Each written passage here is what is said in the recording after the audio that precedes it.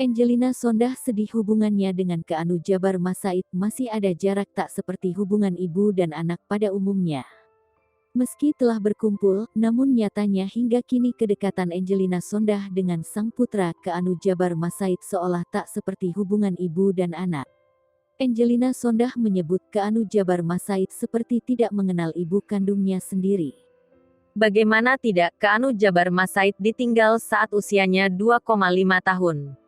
Pasca keluar dari penjara, Angelina Sondah menceritakan hingga kini ia masih melakukan pendekatan dengan Keanu. Meski begitu, Angelina Sondah tak memungkiri kini Keanu masih malu-malu untuk bercanda dengannya. Atas sikap Keanu Jabar Mas Said seperti itu, Angelina bahkan merasa bukan sebagai ibu yang baik.